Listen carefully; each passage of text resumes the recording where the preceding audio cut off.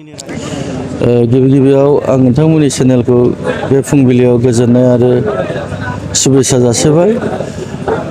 दिनै जोङो जोंनि बिटिसि सरकारनिफ्राय जिहेतु अर्डार लानानै मोनथाम जोंनि बनगाव समस्थियाव केटेल मार्केट जों कमप्लिट खालामनो हाबाय। फार्स्टआव जों खालामदों पाटगाव बाजार। बाहाय अलरेडि मोनथामसो बाजारा मोजाङै मोजां जानानै सोलिना थांबाय आरो बिनि उनाव साननैसो सिगां जोंनि सुखानजरा बिसिडिसिनि सिङाव थानाय सामागुरि होननाय गामियाव बाहाय अपेन खालामनानै फैदों लास्ट सुनिबारखालि। आरो दिनै फैयै फैयै समबारखालि जों नैबे बनगाव दतमा ब्लकनि आन्दाराव थानाय बनगाव बिसिडिसि बाहायबो मोनसे गोदानै मोसौ बाजारखौ जों अपेन खालामनो हाबाय। आरो जोंनि समस्थियाव टटेलि मोनथाम जों मोसौ बाजार मोननो हादों बनगाव समस्थियाव। दा बेखौनो जोंनि मानगोनां हाग्रामा सारआ जोबोद सिन्था धारना खालामनानै जे जोंनि आइ आफा रायजो राजाया साबसे मानसिया जोंनि बिटिसि दरबाराव गाहैनो हायो, साफ्रोमबो मानसिया स्किम नागिरनानै जानो हाया। थ' बेखौ सिन्था धारना खालामनानै गामि ओनसोलाव गोग्लैसोनानै थानाय आइ आफा रायजो राजाया माजों सोलिनांगौ, थ' बेफोरखौ सिन्था खालामनानै गथ' गथाय फरायनायनि सायाव फरायसुलि फरायसालिनि सायाव थाखा फैसा नांगौ जायो, बेफोरखौ बोरै सुबिदा होनो हानाय। जों सरखारनिजोंल' गासिबो जिनिसखौ हाजोबा। बाहाय माखासे न'खरनि बेक्तिगत माखासे प्रपार्टि थायो, जेरै मोसौ, दाउ, अमा, बोरमा, जों बेफोरखौ फाननानै रायजो जानो हायो। दा बेफोरखौ सिन्था धारना खालाम जोंनि मानगोनां हाग्रामा सारआ दिनै आरोबाव 2020निफ्राय 2025 आगष्टसिम जे थांनाय प्रमद बर'नि सरकार इउपिपिएल सरकारा बे जिनिसखौ रायजो राजानो खाबु होनो हायाखैमोन, बन्द' जानानै दंमोन।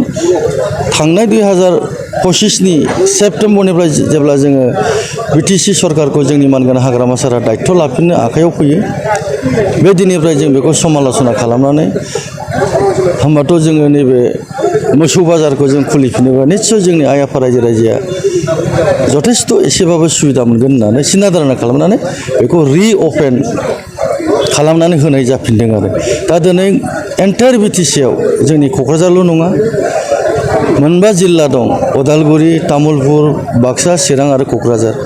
जेराव बाजार सोलिदोंमोन, जेराव बाजार दंमोन, हाट बाजार, उइकलि बाजार, बेयाव दिनै आवगायाव जे एरियायाव मोसौ बाजार जायोमोन बेखौ गोदानै रिअपेन खालामफिननाय जाबाय। दा दिनै बेखौ मोननानै ओरैबायदि जोबोद सन्तुष्ट जादों जोंनि आइ आफा रायजो राजाया। खमसे खमथ' माइ गायनाय बोथोराव एसेबाबो जोंनो सुबिदा मोनसिगोन।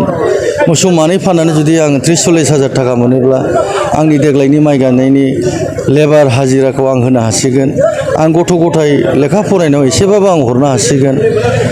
स्कुल फिसफोरखौ बा हस्टेल फिसफोरखौ आं एसेबाबो जगार खालामना हरनो हासिगोन होननानै जोबोद खुसि मोनदों।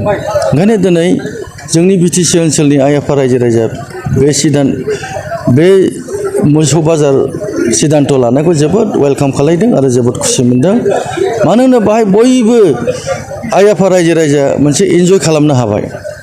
दिनै न'खराव लोमजानाय साजानाय जायो, सोरनाव फैसा बिब्रबनो मोनब्रबनो, दा बेखौनो आं जुदि मोसौ मासे फानोब्ला आङो एसेबाबो रां आरजिनो हागोन होननानै बे मोनसे आइ आफा रायजो राजानि थाखाय मोनसे सुबिदा होनाय बादि जाबाय। जोंनि बिटिसिआव खुनु दुथां सोलिया, बे क्लियारखा। बाहाय खुनु दुथांनि जोंनाव राज गैया। जोङो आइ आफा रायजो राजाखौ जों बोरै खुसि लांनो जोंनि सिन्था धाराया बेसो। गतिके जोंनि लेखाया प्रपार थागोन।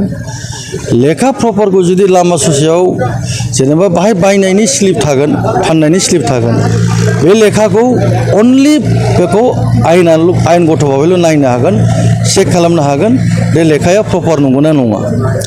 जाय आयेनाव दङ दायथ' पुलिस बिभागफोर बिसोरो नायनो हागोन बे मोसौ बायनाया लिगेल नंगौना नङा। बिनि बागै दस्रा खुनु बाहाय रावबो बबेबा दुथां पार्टी बबेबा संगठन बेखौ दांनो हानाय नङा आयेन गथ'बाबो जोंहा पुलिस दङ पुलिसफ्रा नायनो हागोन लामायाव लाङोब्ला एखमबा हयथ' सोरबा 2 नाम्बारि खालामनोबो लांनो हागौ जाहाथे बेखौ पुलिसफ्रा नायथों ल' एन्ड अर्डारनि सायाव आयेन गथ'बाबो बिथांमोना बिसार खालामनो दायथ' दङ नायथों जों बेखौ खावलायो खिन्थु बे आयेननि मानसिफ्रा दुथांफ्रा बेखौ लाखिनानै जुदि टेक्स बा माबा मोनसे थाखा फैसानि सायाव हामला खालामनो नाजायो जों बेखौ लायहोनाय नङा बे स्ट्रिक्टलि जोंनि बिटिसि सरकारनिफ्राय जों बेखौ एकदम क्लियारखा आरो दा बेनो जों दिनै जिहेतु प्रमद बर'आ थांनाय 2020निफ्राय 25 आगस्टसिम फेलार जाबाय बिटिसिखौ सालायनायाव दिनै आइ आफा रायजो राजाया जोंनि मानगोनां हाग्रामा बिटिसि सालायनायखौ जोबोद खुसि मोननानै बेफोरजोंनो मोनसे रंजानाय फैदों रायजो राजाया खुसि मोनदों जों दिनै मानो खुसि मोना जानो जेसेबां जाथि जनगोष्ठी दं जोंनि बिटिसि हालामाव बयबो आरामै दं बयबो सन्तुष्टयै दं मानो होनोब्ला जोंनि रायजो राजानि गांनाय उखैनाया दिनै जोबोद मदद जानानै थांगासिनो दङ आरो बिराद मोजां लामाजों थांगासिनो गतिके जों बेखौ धन्यबाद होनांगोन जोंनि मानगोनां हाग्रामा सारखौ जाहाथे जोंनि आइ आफा रायजो राजाया जोबोद खुसियै दं आरो जोबोद बिटिसिआव इन्जय खालामनानै दङ थेंक इउ